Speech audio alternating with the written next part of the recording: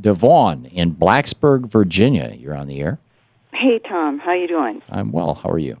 I'm very well. Beautiful day here in Appalachia.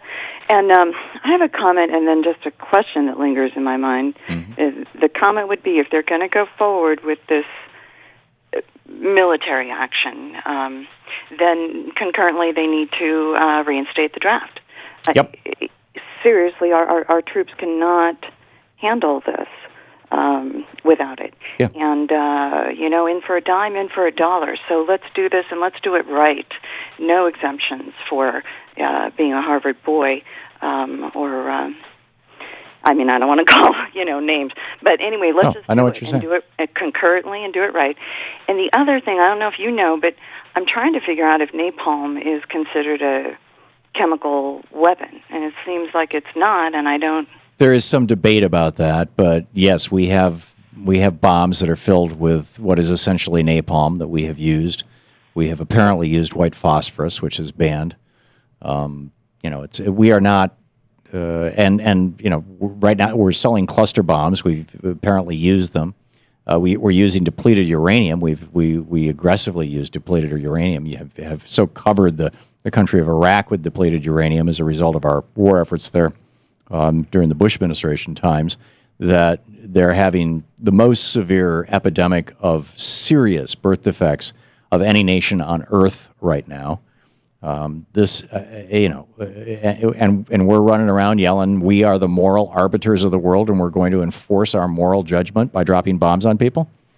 When we opened the door as recently as Vietnam in dropping what I guess is not technically a chemical weapon, but...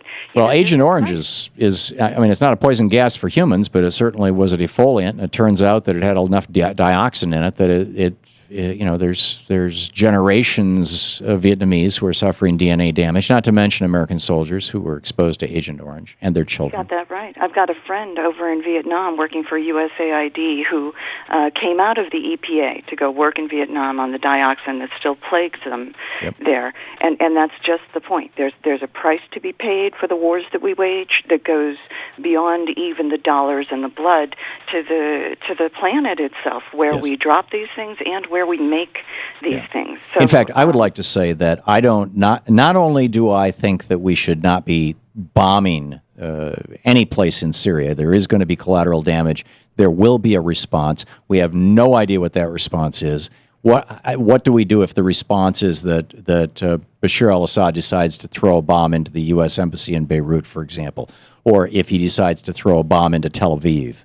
He is not without resources. Or what if the response is that Iran decides to form forces? Or what if the response is an unofficial response like 9/11 was, where you get Hezbollah, blowing up the U.S. Embassy in Beirut, or going, in a big way after Israel. And all of a sudden, this is the World War I scenario. All of a sudden, we are in, whether we like it or not, because we've got these treaties. So, A, I would not only say we should not be doing this, but B, I would say that, months ago when we had this debate and the president and the current administration said, well, at the very least, we're going to give small arms, we're going to give, shoulder-fired missiles and machine guns and bullets and things to the, quote, rebels. I think we should have said no at that point. You do not pour gasoline onto a fire.